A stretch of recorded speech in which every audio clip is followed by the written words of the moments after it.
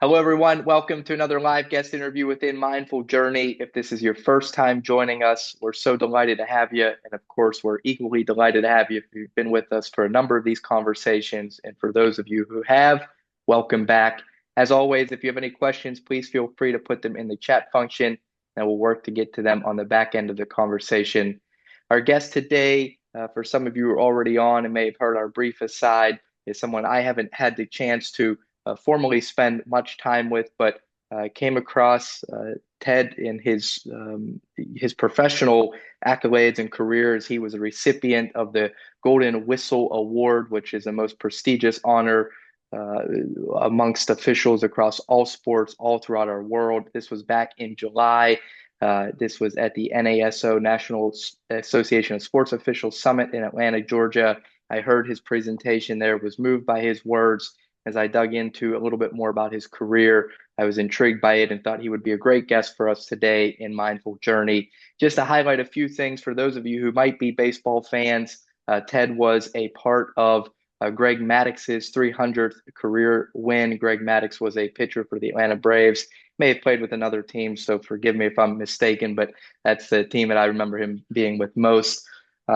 He also was a part of two perfect games, has been for many years part of Umps Care, which is a charitable foundation that MLB umpires spearhead and ultimately support, I think, over 20,000 different families. But from beyond the baseball side and the sports side, even if you're not somebody who is a baseball fan or sports fan, I know Ted has a lot of insights that we can all learn from as it relates to leadership, overcoming adversity and challenges. He actually spent a period of time as an amateur boxer, was a sparring partner for Mike Tyson, Evander Holyfield, George Foreman, and is an ordained minister as well in his personal life. So, with all of that being said, we're of course going to dive into more of his story today. But Ted, thank you for being here. I really appreciate you joining us. Yeah, my pleasure. Happy to be with you. Thank you. Would you mind sharing what it is that got you into umpiring, how long you umpired for, and for those who might have very little familiarity with umpiring, what did a day in the life of an umpire look like? Yeah, we're getting started. We all come at it from different angles. There's 76 major league umpires right now, and I think there's about 60 of us retired. So there's very few people on the planet that have done it for a living. Um, and Yeah, I started out. My story's kind of typical. 14 years old, and a friend of mine was umpiring a little league game, and he said, "You want to go with me and do it?" And I said, "Yeah." And umpiring is one of those things when you do it, you either love it or you hate it.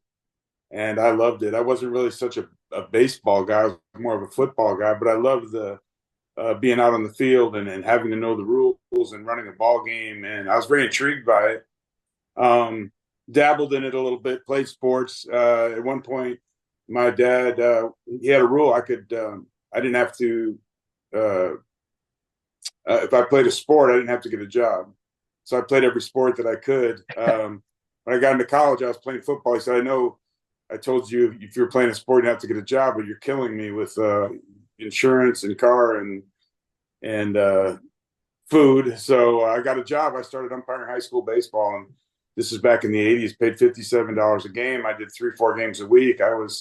My dad was happy. I had money in my pocket, and I met some people who said you should try to do this for a living. And I went to umpire school. I had no idea there was an umpire school, but I went there and got a job in the minor leagues and progressed on to the big leagues. And the minor leagues is really tough. You asked about a day in the life.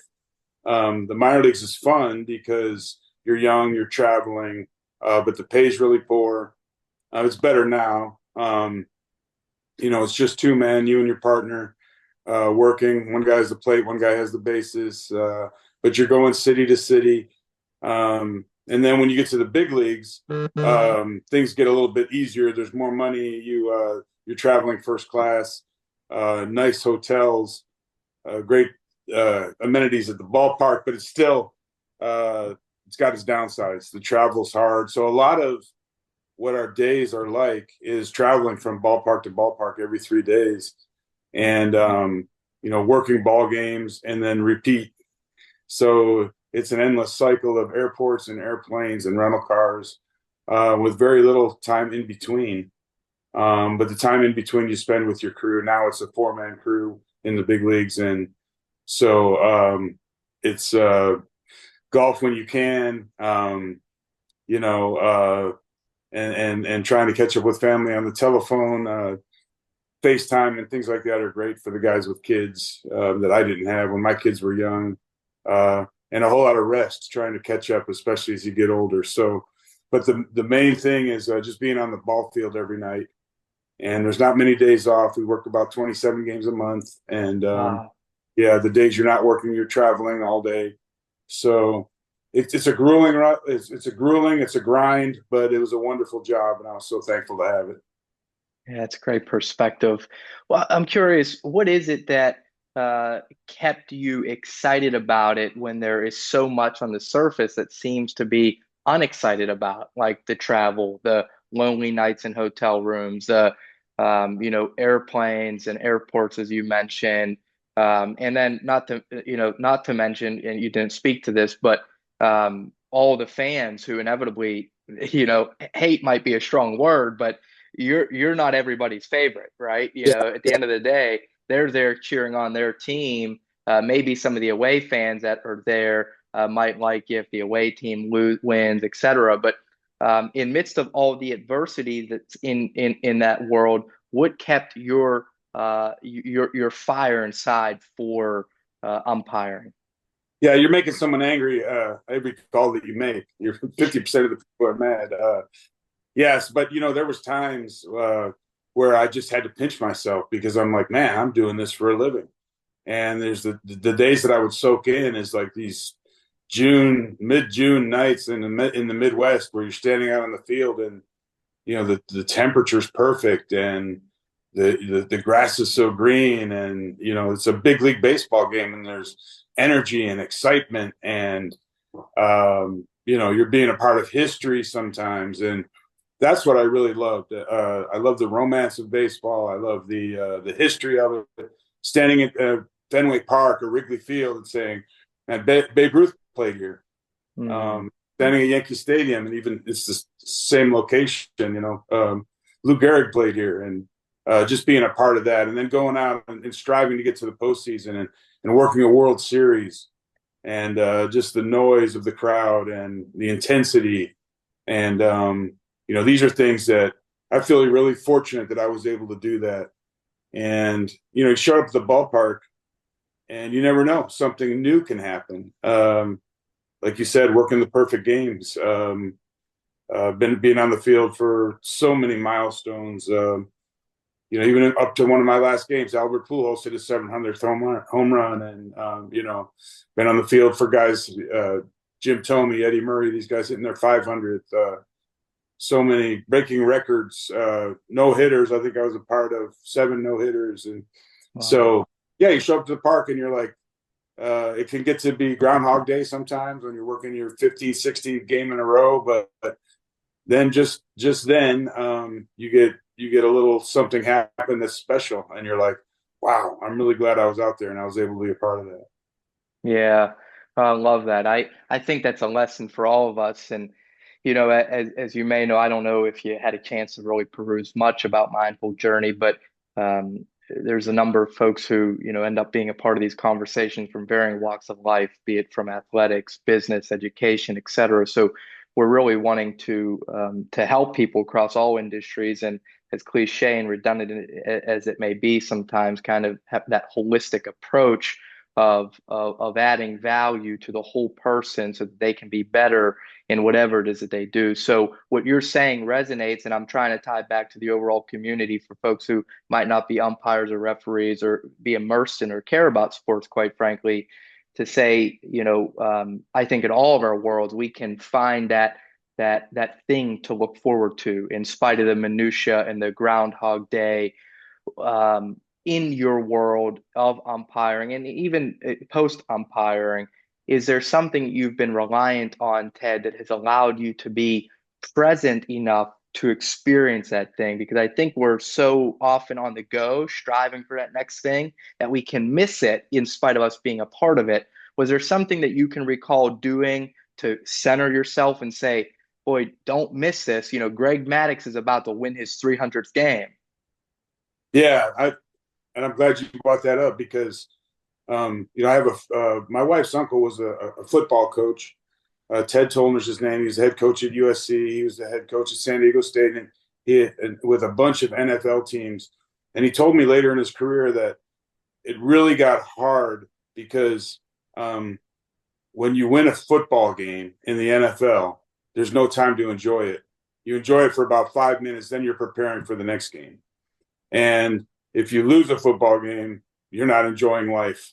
And so I'm thinking, and so his advice to me was savor the victories, enjoy the wins. Well, for an umpire, we can get into this mindset and this rut because it's work that every day we're working, and you can kind of put your your nose to the grindstone, and all the cliches that we've been taught as kids. Just work hard, good things will happen, and all that's true.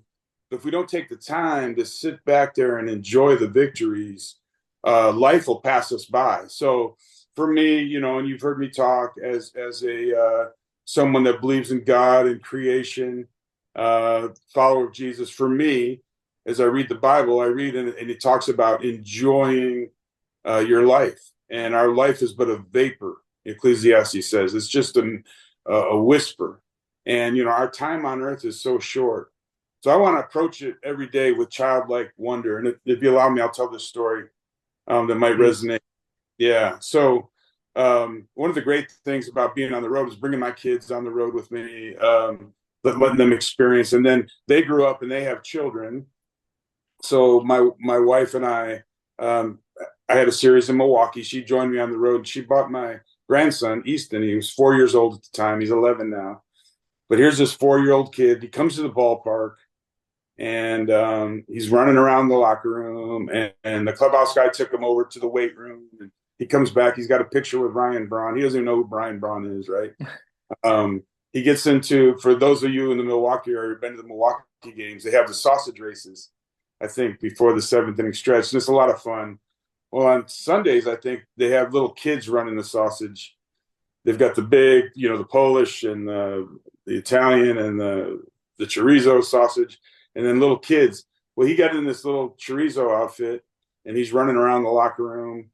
So it was just a great day. After we went to a pizza place, and he got to make pizza, and he went to the zoo, and so he's laying in bed, and he goes, "What a great day this was." I said, "Yeah, we'll go to bed."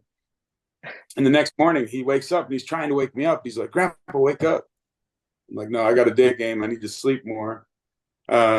So about 20 minutes later, Grandpa, wake up. And he wakes up, and his eyes are just as big as saucers. And he says, "What are we going to do today?" He was so excited.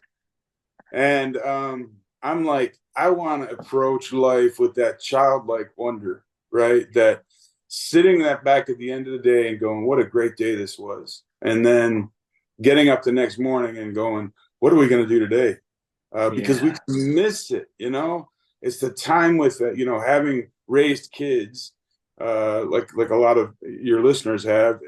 You kind of miss the enjoyment because you're worried so much and you're grinding, you're trying to provide for them.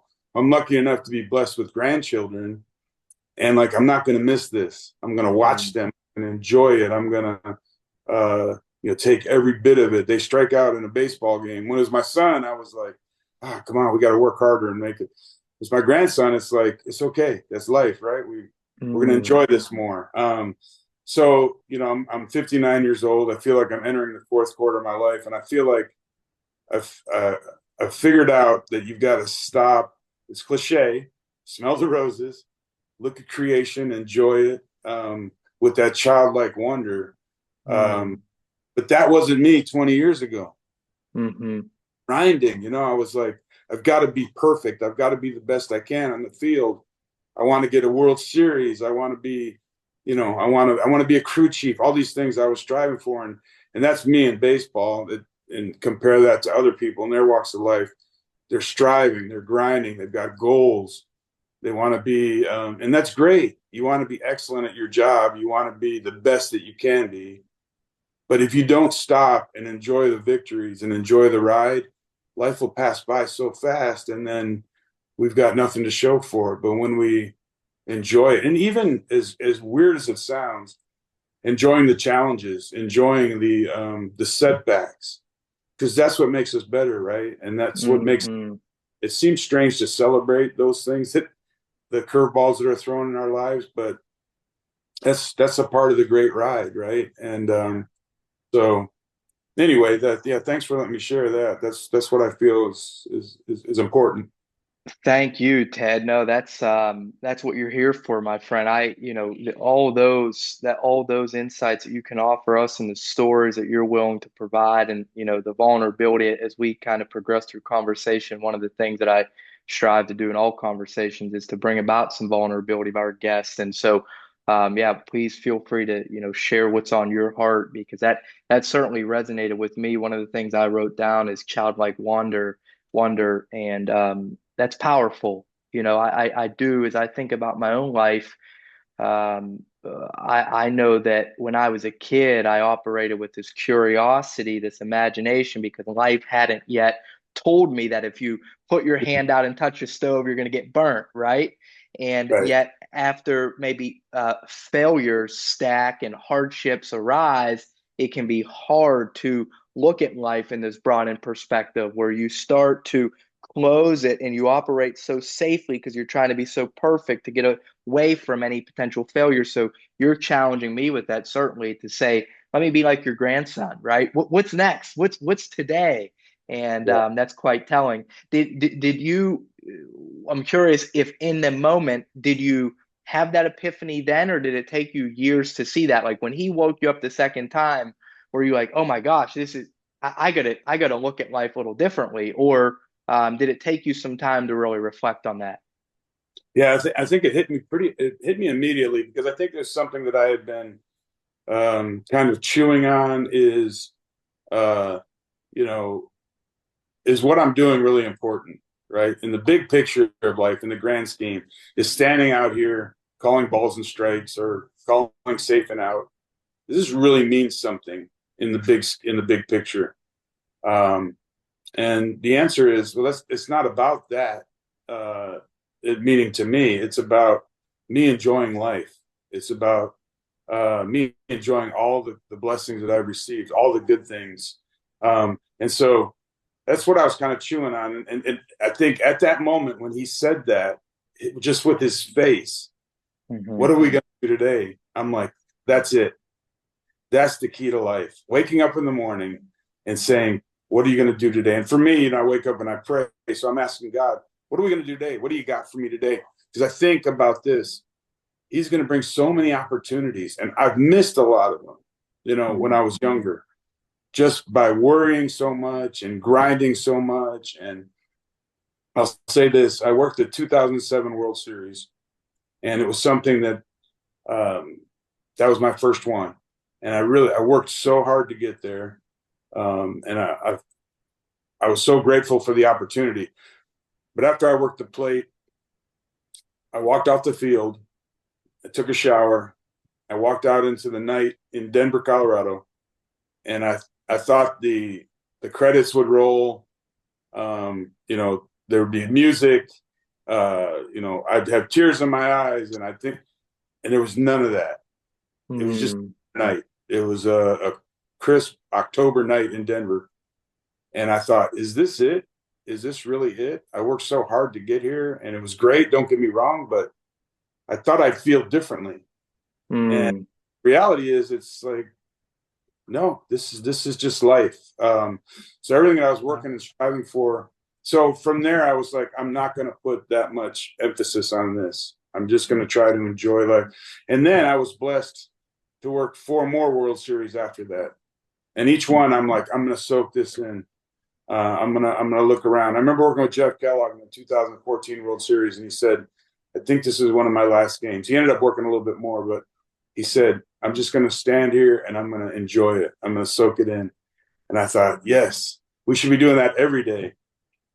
And we're not Yes. promised tomorrow. Uh, Yes. and believe me, I can get bogged down with the cares and the woes that we all have, but I try to catch myself in that and say, "Enjoy this, enjoy this." Mm.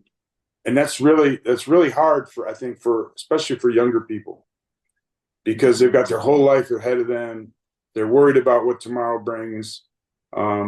People have mortgages and the economy's bad, right?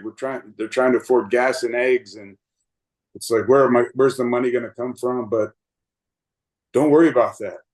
Uh, Mm. enjoy life. Enjoy the challenges. I look back at the times in the minor leagues when we had no money. Travel conditions were so bad. We're driving our own cars. I had an old van that my dad gave me, and we're staying in very substandard hotels where the food at the ballpark was a sausage and a stale bun and a beer. Sometimes if they won and if they lost, they wouldn't bring it to the umpires. And then fast forward to the big leagues where we're eating steak every night and we're treated really well, and we have more per diem to spend, and we're staying in. I had more fun in the minor leagues Mm. because I was chasing the dream. And because it was friendship, it was laughs, it was, working minor league games. And, sometimes there's 100 people in the stands. And so you think that those would be the times that I wanted to get through and get to the big leagues, to the good stuff. I feel like the grind of the minor leagues was the good stuff. Mm. Um, and then, of course, the big leagues were wonderful. But my fond memories are that of the minor leagues. So I guess what I want to get across to young people is, you think you're going through the hard times to get to the good times. The hard times actually are the good times if you allow them to be. Mhm. If you suck it Mhm. in and you're like, this is good. Life is good. And Yeah. you have that perspective. And that's not to say that, we lose loved ones. We break up in relationships. Uh, people get sick. Uh, those are terrible things. Don't get me wrong. But even in that, we can find good stuff. We can find good days. We can find laughter. And it's a part of life, and it's what develops us and shapes us. Yeah, definitely. Great perspective. And that requires perspective, right? To look at what you're going through that might feel tough in the moment and say, hold on, these could actually be the good times. I think we get so attached to the outcome in many occurrences that our whole worth is dependent upon it, that we only feel like we're going to be valuable and loved by our family, by our friends, by society if we accomplish X, Y, or Z. I'm so Yes. glad you bring that up because I think we would be a lot better off individually and societally, organizationally, if there are people on here who are leaders, if we obviously, like you'd mentioned, working hard is paramount. We should put our best foot forward, but detach from the outcome so that you're not reliant on it for your worth. So two things, Ted. First, there's a question that came in that I want to read. I think it's timely for this part of the conversation. But just as a funny aside, I had Clint Hurdle on here, and Clint and I have become good friends. I'm based in Florida. He's a good man. I don't know your relationship. In fact, I wanted to tell him I was hosting you today, but he was obviously the 2007 World Series. That was the first time the Rockies made it. And I know they ended up getting swept. What was it like? Would you mind sharing? Because I'd be curious. I'll share this with Clint later, but what was it like in that series? What game did you have behind the plate? Being that they ended up getting swept 4-0. I think they got swept. Is that right? Yeah. Yeah. Okay. Yeah. How was the series? I'd love Well, to. I'd love to. yeah. First of all, Clint's a wonderful man. He's one of my favorite people. And Clint was, it's funny watching his perspective change as a young guy when I encountered him in the minor leagues as a hitting coach with the Rockies. And, he could voice his opinion on two umpires, even to the point where I'm sure if we look back, I've ejected him and had words with him. But to watch, he's a guy I feel like as time went on, then he became a big league manager, with the Rockies, with the Pirates, and I feel like he really found the key to enjoying his life, and perspective. I'd see him with his kids, with his wife, and it's like that became his central focus. Yes. I feel like he is typical of those of us in baseball that start out where baseball's our focus, or and other people in other jobs. The job becomes focused, the success, the drive, and then you start to figure out, no, family's important, right? Mm-hmm. And I felt like that happened to Clint, and I really enjoyed my time around him, especially toward the later years. Um, and so that Rocky team was incredible. The stretch they went on in September, they went crazy. They won like 29 games in September just to get the wild card to get to the playoffs. And then the great Tim McClellan was behind the plate as Matt Holliday slid in, and the controversy: did Michael Barrett, did he touch the plate? I don't know if you remember, that was the I play-in do. game. I think it was either the wild card game or game 163.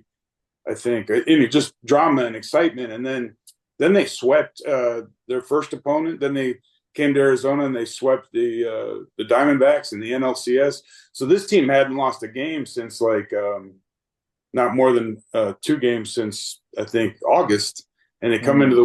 the series. They had to sit for a while because Boston was down 3-1, and so that series took a while. And then by the time they played their first World Series game, they'd been off, which can hurt a baseball team, especially Mm-hmm. like that. So I feel like even though I had the first game in Rockies history for a World Series. They got swept in Boston 1-2, had the game in Colorado, game 3, and then they lost in game 4. Chuck Meriwether worked that play, a guy who had passed away, but a wonderful umpire. I felt like the Rockies knew they were up against it, but they also felt like, hey, we can do anything here. We can win. And even though they lost, I felt like they looked back and said, this was a great season. That's Disappointing World awesome. Series, but a great season. And I remember that game I had in Colorado, 4 hours and 19 minutes, which was the longest 9 inning, still is the longest 9 inning World Series game. And then later in 2018, I had the Red Sox played the Dodgers. I had to play in game 3 in a game that went 7 hours and 19 minutes. So, Mm-hmm. you talk about sitting back and enjoying. I had plenty of time to sit back and soak it in, enjoy it. I would have liked it to have been a little quicker, but that's okay. So Yeah. yeah, Clint's Yeah. a wonderful man. Please give him my best. So Absolutely. so so happy you had him on. Yeah, certainly. I agree with everything you said about him, by the way. You can just feel his authenticity, and he's always putting inspirational messages out in the world. He is a family first man, without a doubt. So I will certainly let him know we connected, and maybe it will be a good laugh for the both of you as he reflects on any ejections he had, because I know it came up in conversation with him where I think the Pirates and the Braves went to 18 innings, and there was a controversial play at the home plate, and he called Joe Torre to protest it. And I forget who the umpire was, but we shared a laugh about that because one of the guests, who was a Pittsburgh fan, asked that question. So he was joking about umpires, and you could tell like, and he has a respect for what they do. But he said, look, I could get after it in my day. So would you speak to? Go ahead. Sorry. No, he could. But even in that game, that was Jerry Meals, a colleague of mine, that had that. Even in that, the next day, Clint was very gracious and took it as a teaching moment for his players, and a chance to show some grace toward Jerry. And so yeah, which shows his maturity, because he certainly could get after it in his day. Yeah, yes. Speaking of, kind of stress and high pressure moments when you're talking about World Series and calling balls and strikes, I,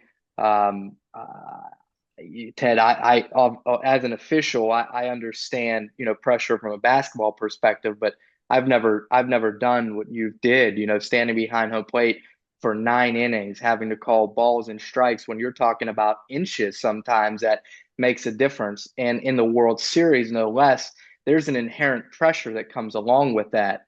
There are pressures for all of us in all of our jobs. I'm curious of your message to those listening in today who might be feeling pressure as they're climbing the ranks in their career, or feeling pressure in raising their kids. I know there are different types of pressures, but was there something that you relied on that allowed you to stay calm in the chaos that you think would be useful for those of us who are maybe not umpires? Yeah, stressful situations, I think, kind of really bring out. Um, they're kind of a window as to what's going on in our soul, right? And when Mm. there's calm and there's peace, um, there's not. It takes the pressure away. Also, being as good as you can be in the moment, but also understanding uh, that the pursuit of perfection is kind of a lie, right? So the goal is not to be perfect. The goal is to be excellent. I think it was Vince Lombardi who said that. He said, we're going to strive to be perfect and we're going to be excellent, knowing that perfection can't be achieved. And I think you heard me mention this that night at the Golden Whistle Award, which was a great night. But I said there's the three things that really can bog us down. The lies that we believe are what we have, what we do, and what people think about us. And getting free of that, um, allows it frees you up a little bit to perform. But at the same token, um, when you do make a mistake, it's not a failure, right? A failure is an event; it's not a person. So someone might look at a missed call and say, "Oh, that guy's a failure." That's not true. He may have failed at what he was attempting to do, um, and so failure then becomes an opportunity to learn. And so if you were to walk out there and work a game, and you knew missing a call uh, was just an opportunity to get better, there's 50,000 people in the stands that they're just angry about it, right? Or half of them are, right? Half of them are real happy. But for yourself, you have to say, all right, I missed that play. I missed that pitch. So the first thing you have to do in the moment is block that out. The great umpire Ed Montague used to say, press the reset button. In Mm. other words, as a basketball official, you miss one call. People say, do you ever do a makeup call? No, because I'm not going to compound my miss with another miss, right? So, but also if you start to dwell on that missed call or that failure, or even questioning yourself, it's just going to lead to another missed call because you're not concentrating what you're supposed to do. And so, any pitch or play that happens, I leave it behind and go forward. And then after, you can reflect on it. And I think that can translate to people, whatever they're doing in business, in raising their kids. You're going to make mistakes, and don't get caught up in what other people think about that, because there's a whole lot of armchair umpires, armchair referees, armchair parents. I remember I was so smart at being a parent, telling my brother, and his wife how to raise their kids until I had kids. That's right. I guess I'm not the expert I thought I was, but you're going to make mistakes, and that's just an opportunity to learn from it and move on and share with people. Some of the best training I had was when an umpire would take and show me a play and say, "Here's where I messed up," or the older umpires telling me stories about this. Here's a situation that I messed up, and I'm like, man, I learned from their mistake, right? And Yes. so you're learning from the older guys when they're vulnerable, but it takes a strong person to say, wow, here's where I messed up. And if you can learn from it, great. Because most of the time I like to show people, here's a great call I made, and here's where I really nailed a situation. Learn from this. And there's value in that. But I think I really learn when someone gets honest and is vulnerable and shares with me in life too. Yes.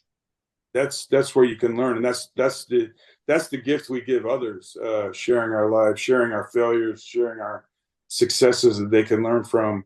And so yeah, staying focused on the goal, but allowing yourself to make mistakes, I think takes a lot of pressure off. On a baseball field, it's one thing I saw in my 28 years in the big leagues, is that guys used to have a lot of fun. Now they're making a lot more money, but there's not as much joy on the field. I think because you're 4 for 5. Instead of looking at the positive of those 4 hits you had, you're looking at that fifth at bat where you struck out or popped. Mhm. unless you're Shohei Ohtani and you go 6 for 6 one night. I mean, I hope he enjoyed that evening, right? Yeah.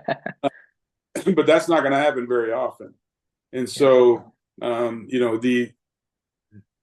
I feel like people are dwelling too much on the negative and dwelling when they don't achieve. During COVID, we got to fly on the charter flights because commercial travel was something that they wanted to keep us away from. And I noticed that even after a victory, the guys are on their iPads. They're looking at their at bats. What can I do different? What can I do better? Or they're studying the next day's pitcher. Where in the old days I used to fly the charters after a win. It was just like a lot of fun. Guys playing cards, laughing, watching movies, celebrating. And there's none of that anymore. It's just the grind of we won today, but now we got a game tomorrow. And I just feel like back to what I had bought before. You're gonna watch your career pass you by doing that instead of enjoying it. So I got a little off track, but I know you'll bring me back. No, that's great. Again, great perspective there, Ted, and I love that. So much to unpack out of what you said. One of the things I liked is that I think it was a mentor of yours that said, hit the reset button. I think that's valuable for all of us and a useful tool. Another thing that you mentioned was, failure is not an event and it's not a person, but an event, right? So kind of detaching from it again. Those are useful. I just wanted to pull those two things out for people who are listening to say, hey, if I'm feeling pressure in my life today, recognize that most things in life aren't life and death. If we make a mistake, we can just hit the reset button. And secondarily, if we do fail and fall short, it's an opportunity to learn and to be vulnerable. And I think vulnerability is essential. And I would be curious from your perspective, particularly from a leadership perspective, what were things, because you rose to the rank of a crew chief, of course, which for those of you who aren't familiar with umpire and refereeing, that essentially is the individual kind of, at least in the officiating world, referee basketball wise, I responsible for travel plans and kind of, throwing the ball up before the game. I guess for you all, you probably run the captain's meeting, do travel. So it's a designation of leader, though I think you would probably agree that everyone's a leader in some aspect. But with all that, I don't want to get too long-winded here. You carry the title of a leader, and there's power in that. But how important was it for you to be vulnerable to create a level of trust and safety amongst your crew? And what particularly did you do to show vulnerability? Yeah, and I think because that is the key. Vulnerability is the key to leadership. I believe that. And so I would always tell the guys, I would never ask them to do something that I wasn't willing to do. And so I would lead by example because when they saw me do it, they would do it. But also being vulnerable in a post game meeting type thing, and telling them, hey, here's where I think I made a mistake. Here's where I think I could have done better. And then being self-critical. And then when I came to them and saying, hey, here's where I think you need to change, they're more apt to receive it. And also having kind of a servant mindset with them, in that I'm here to serve you. I'm here to help make you better instead of trying to hammer them. And the other thing I think is important is giving them a voice. As a leader, when you give someone a voice and you ask their opinion and you say, hey, how can we make the crew better? If you're a boss, going to your employee and say, how can we make this company better?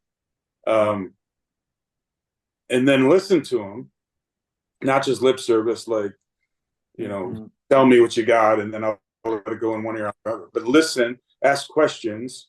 Maybe tell them, hey, that's a good idea, but here's why I don't think we can do it. Or, you know what, we can try that. And even telling them, what would you do if you were the boss? I ask my guys, what would you do if you were the crew chief? What would you do if you were me? And then allowing them to give a voice, because if someone feels like they don't have a voice, they're just going to check out. Hmm. Or they'll do the bare minimum, like the employee that shows up and punches the clock, and he doesn't think you care about him or his performance, and all you're doing is riding him to try to get more productivity out of him. He's going to do the bare minimum, punch the clock, and go home and forget about it. But you get someone that you want to get someone that's fully invested, give them a voice, um, and listen to it and try to implement it. This can change a culture. And getting a bunch of people on the same page that are pulling in the direction, trying, and this is what a great manager does, right? He gets 25 guys, the bench player, the seldom used guy in the bullpen. They're all striving to win. It's tough I've seen teams with fantastic talent, top to bottom of the lineup, that go nowhere, right? Because there's no chemistry, or people are playing for themselves and not for the team. Umpire wise, I just wanted the crew to be successful. Hmm. I wasn't caring about my own success. If the crew's successful, it makes me look good. I used to tell the guys, you guys make me look good as a crew chief. When I got on my evaluation that I got a high marks for my crew chief skills, I said, this is you guys. You're the reason I got high marks, because your performance. And I think a lot of people miss that. They want to lower others to raise themselves. What they're doing is the opposite. When you Hmm. allow people to rise up to their potential, it can't help but make you look good. That's right. That's right. Well, staying on vulnerability, one of the questions, as I think I mentioned to you in advance, these are unscripted conversations, except, usually 2 to 3 questions I ask of every guest. And one in particular is very intentional by design, because I think we're living in a era of comparison now. Social media can be such a good thing, but it can also be very toxic, because we look to our neighbors or our friends or our families, and we think that they've got the perfect life, that they've got it all together, that they've got the perfect wife, husband, kids, house, car, body, and they've got it all. But as you and I both know, everyone faces challenges and hardships. So I've been wanting our listeners to hear from people just like you, that people may point to and say, wow, that Ted guy, man, he's umpired in the World Series. He's got it all together. Because it's been reassuring, I think, to all of us in all of these conversations, even from someone like Clint, who battled with alcohol challenges for so many, many years, how it is he was able to overcome. So I say all that to kind of set up the question for you, Ted, to share the intention behind it. We're wanting to bring vulnerability, but also coping mechanisms to people who might be going through something now. And it's to your level of comfort, of course, that you can, share. But the question very simply is, what's the most challenging thing that you've gone through in your life? And what do you recall having done to get through it?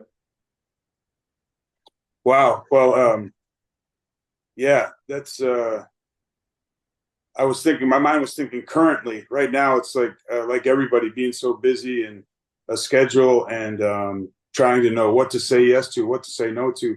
But that's kind of a broad statement. So you said in my life, um, I'll take this back to um, a lot of times overcoming emotions. You talked a little bit about my boxing background, and you know, I feel like I'm at my best when I truth tell, which is, different from people say, well, yeah, you should always tell the truth and not lie.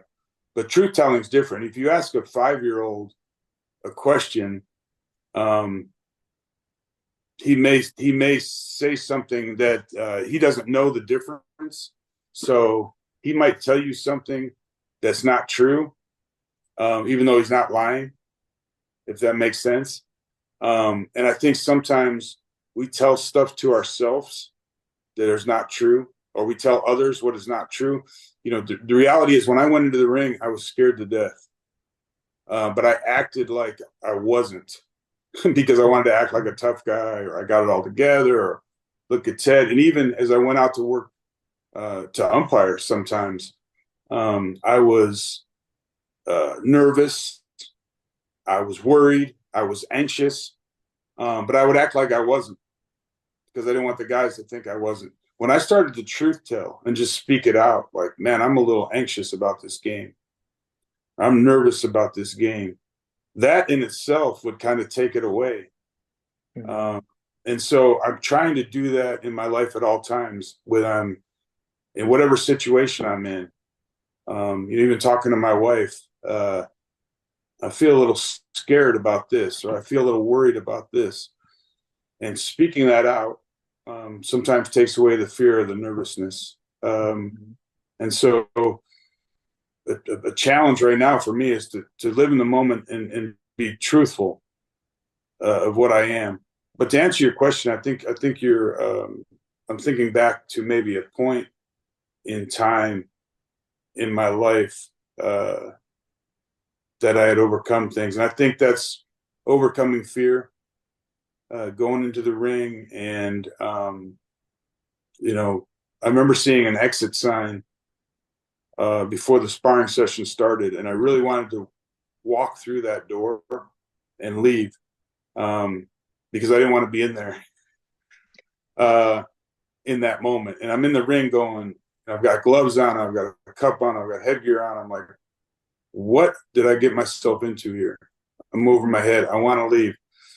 But the reality is, the only reason I didn't leave is because I knew I couldn't show my face the next day anymore. I was okay with, really, if it was going to save me what I was about to go through. But then overcoming that fear and getting through it, a lot of times it was us proving to myself that I could do it, but also that it was okay too. As I watched Mike Tyson fight the other day against Jake Paul, we're about the same age. He's a year younger than me. And it wasn't his best fight. It wasn't his great strength, probably his worst fight. And but what an amazing thing that he got in there at 58 years old, and everybody said, "No, you can't do that. You're too old." But he got through it, and I could see the relief when he was done. And it's like he overcame a lot of doubt and a lot of fear. So I guess uh, the best thing I could maybe pass on from that is that when you're fearful, um, truth telling, saying I'm scared of this, and then walking through it and coming to the other side. Uh, that's what life's about. Mhm. Mhm. I'm so glad that you brought up some of the emotions that you felt along the way, and that's kind of the intention of the question. Again, it's always to every guest's level of comfort of what to share, and we've all faced different things, and sometimes we suppress what it is that we've gone through because we don't think it's enough, that it doesn't measure. Well, my wife didn't die of cancer, or I haven't gone through cancer, so my thing isn't that big of a deal. So I appreciate what you said, Ted, because there's no right answer in that, and what we're wanting to do is to bring vulnerability, and you undoubtedly did, and that you're showing your human side, that authentic side, and I think one of the things that I'll take from that, and I hope our listeners will, is that um, when you're feeling something, don't be afraid to speak it. Because what I'm hearing from you is you're standing in a boxing ring, and from a toughness perspective, people look at that and men and women alike, and will say, well, that person, he might not or she might not have any fear. They're standing in a boxing ring, getting ready to stand toe to toe. And in your case, with Mike Tyson, who is arguably one of the toughest fighters of all time, you were a sparring partner, right, back in the day. Yeah, So and yeah, and so in expressing that you had fear then provides all of us to say it's okay to have fear. We all certainly face it. As it relates to, certain maybe coping mechanisms that you've relied on when you've had fear, beyond just walking through it, what can you recall? I know you're a faith-based man, so I assume prayer has been useful for you. Is there anything beyond that, is meditation and prayer? Is there something? What I'm wanting to do is offer our listeners an opportunity that they might try, if you will, to say if they're going through a divorce or financial issue or facing imposter syndrome, that they can also try that to get through it. yeah. Prayer is the big thing for me, and scripture. scripture comes to mind as I read, as I study, as I try to memorize, and the 23rd Psalm, though I walk through the valley of the shadow of death, I will fear no evil, for thou art with me. God is with us. And if he's with us and he's for us, who can be against us? And I believe he's sovereign. He has a plan for our life. And so those going through a tough time, going through divorce, going through an illness, a loved one, a child, and all these terrible things that happen. What can happen is the enemy gets into our head and starts telling lies, and you start going down the road and thinking, what's going to happen? What's going to happen 6 months from now? What's going to happen 8 months from now? Don't allow yourself to go down that road. Staying in the present, like and speaking it out. I'm scared. Maybe you had a bad diagnosis. A divorce, a betrayal. You're like, the lies start coming. I'm going to be alone the rest of my life. I'm ashamed. I'm embarrassed. Again, what we have, what we do, what people think about us. That's not important. What's important is what God thinks about us. He loves us, and so those are things that I take in. He's got a plan for our lives. He works out all things for his good. So even the negative things that happen in my life, he's going to turn those around and redeem them and make them good. And so many things as we walk along the path of life, we get off to the side. We get out, and he leaves the 99, goes after the one, and brings us back. And then all those negative things that we did, we pay the consequences of them, right? Of our negative behavior, our bad choices. But now we're able to help others with that. Those who have been in addiction, they come out of that. Now they can help others get out of addiction. You're going through a dark time, maybe a divorce. You're going to be able to help someone as you come out the other side through that. And it's hard to see in the moment. Cancers, people come down with cancer. They come through that. They get healed of that, and now they're able to walk alongside someone else that has done that. And so all these experiences we have in life, they're really going to turn out for good. I really believe that. And I know that's hard to hear when you're going through it, because you're like, well, how can this be good? But it really, there's things that could come out of it that are really going to help others, which is really the main source of life. Even, Don Denkinger, to take it back to umpiring, in the 1985 World Series, Cardinals Royals. I know there's Cardinals fans who are going to be angry about me even bringing this up, but he had a call at base. And he called the pitcher was covering first base on a ground ball. He called him safe. Replay showed he was out. Of course, it's 1985. We didn't even have replay, wasn't even thought of to correct it. And then I'm working a game in Seattle. It's the Orioles and the Mariners in the Kingdom. Guy got picked off first base. I called it too quick. I missed it. Had an argument.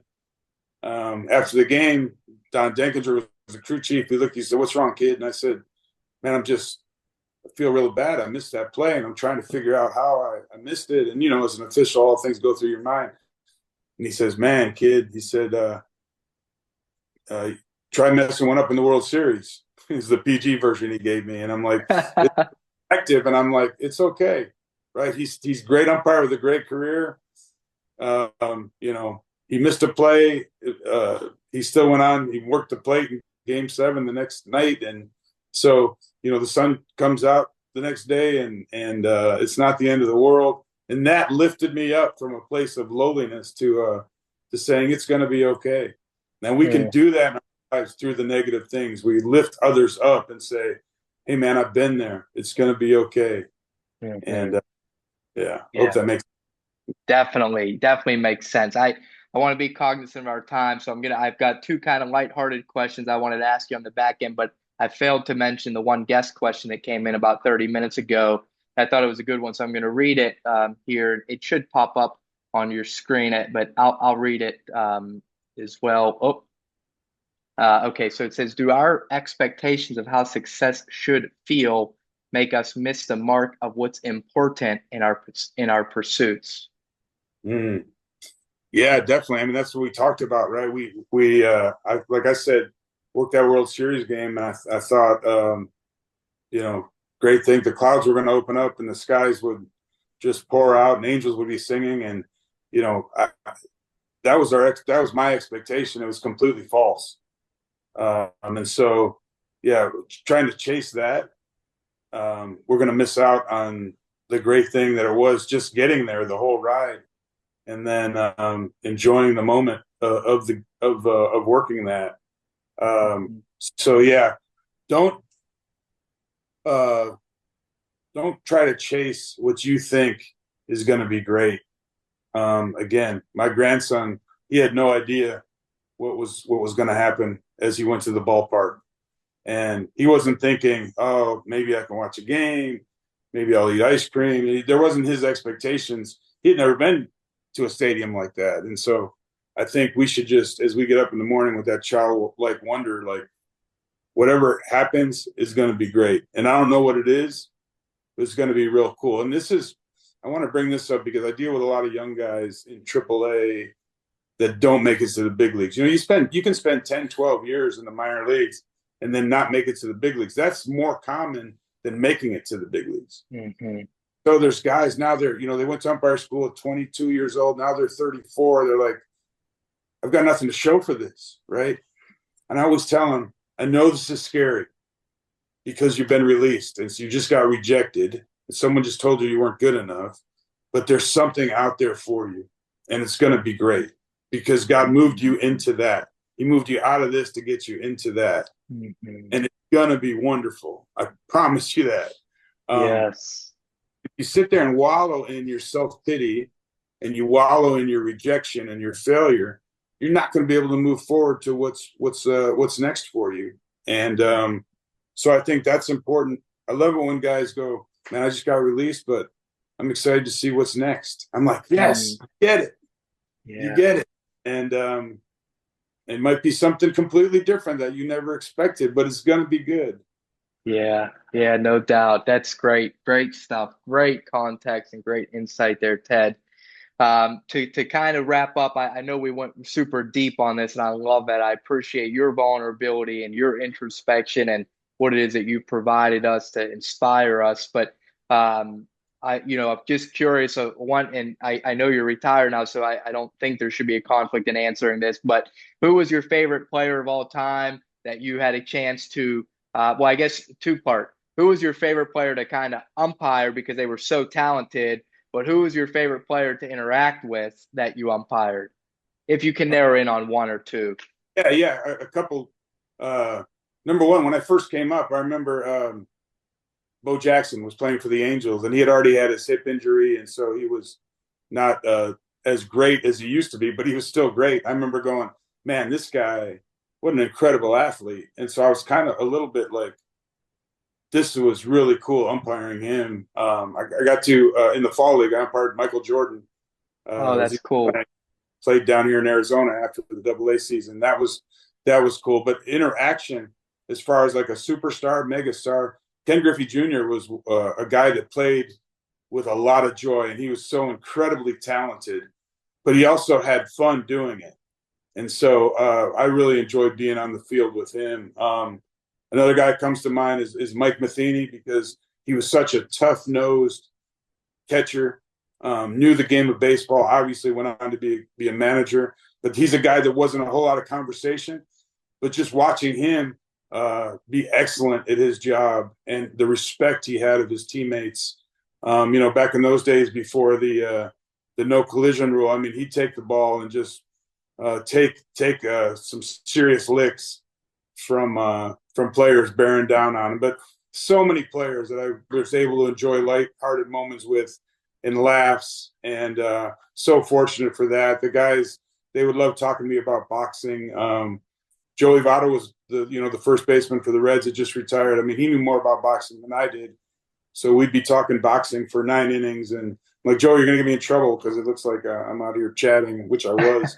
Uh, those type of things happened all the time, and it was so much fun. I would always try to speak Spanish to the Latin guys, and they were gracious and trying to not laughing at me with my broken Spanish, but Yeah.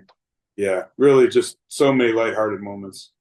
Amazing. And how about the infamous ejections that we see all over TikTok and Twitter and YouTube and everywhere now, where umpires, it's not basketball officiating, it's not as dramatic for us, right? It's kind of usually like a technical foul and an ejection, and coaches can get on us, of course. But in baseball, I've always been intrigued because they come face to face with you all, and I'm impressed by how graceful the umpires are in taking the berating and then just kind of turning around and saying, "You're ejected." What is actually happening in that encounter? Can you maybe share a funny story with us of a time where, gosh, I've seen managers pull out the bases. Did any of that happen when you were on the field? First, I guess what's happening in that interaction typically? Are you guys saying anything? Or are you just listening? And then secondly, do you have maybe a funny story from an ejection that might have been famous? Yeah. So the ejections when they happen, going nose to nose, a lot of yelling and screaming. When we do show grace, because I think a lot of times they're blowing off steam. A lot of times they're sticking up for a player. A lot of times they're trying to show their team that they've got their back. So we understand all that. That's kind of the nature of the business, and we know sometimes them yelling and get it off their chest that they'll go away. And the guys, the Bobby Cox, who I ejected, it set the record for the all-time ejection. So I was fortunate to be in that. But guys like Bobby Cox and Lou Piniella, they would get ejected, and the next day it was business as usual. It was really good. And so one humorous story: Jim Tracy was managing the Dodgers, and there was a play at the plate. Paul LaDuca was his catcher. I called him safe. He was upset. And Jim came out, got him away, went back to the dugout. Well, a few innings later, it happened again. LaDuca was jumping up and down. He was about to get ejected. Jim Tracy came running out of the dugout as the manager of the Dodgers, and he gets him away and gets in my face and says, "Ted, from where I was sitting in the dugout, I had the perfect angle. I saw you got both those plays right, but my catcher's about to get ejected, so I said, eject me instead. Leave him in the game." And so he's yelling, he's screaming, and of course the crowd thinks he's really giving it to me, and he's pointing at him, he's pointing at the plate, and he says, "I'm going to throw my hat, and then you throw me out." So he throws his hat on the ground. I eject him, and as he turns, he tries to kick some chalk up on my pants at the third baseline, but he kind of misses and stumbles. It was awkward. He goes to the dugout.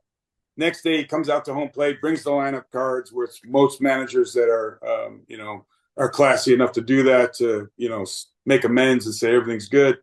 He came hobbling up and he said, "Dang it, Ted," he said, "this is what I get. When I went to kick chalk on you, I ended up I broke my toe. So that's protecting." I said, "That's right, Jim." It was good. Of course, he got his point across. His catcher stayed in the game. Yeah, it was a lighthearted moment. That's awesome, Ted. And last one for you, baseball related. Where's your favorite ballpark? Man, it's funny. This is going to sound like a political answer, but I try to find something good in every park. But I moved to Arizona years ago so I could be closer for spring training. And I enjoyed working the Diamondbacks because I was home and sleeping in my own bed. The Texas Rangers had absolutely the best food. Great clubhouse guy, but so many great places around the country. Again, Fenway, Wrigley, the old parks. I like being out there saying, "Man, this is a part of history." But the new parks are pretty good too. San Francisco was a special place. The Oakland Coliseum, which is no longer being used. As a college student in the Bay Area, I would ride the BART train up there, and so those being in those stadiums reminded me of when I was a fan. Yeah, so a lot of special things. Got to work the last game at the Montreal Expos. Got to work the first game at the San Francisco Giants ballpark. Worked the last game at Three River Stadium. Oh yeah, Pittsburgh. Yeah. Was a lot of PNC is beautiful. I love PNC, and I'm biased in that, of course. PNC is one of the aesthetically standing at home plate and looking out. As a fan, I do want to go to a game of PNC as a fan to sit up high and just look out at that beautiful view. They did a great job there. So many good stadiums out there. Yeah, that's awesome. Well, thank you so much, Ted. You've been so gracious. You've been so inspiring. And I'm so grateful that our paths have crossed in life and that you accepted my invitation to you to be here with us today. Really enjoyed it, appreciated it. And I hope that we'll be able to meet in person someday soon. I look forward to I'll that. Love to come out and watch you work.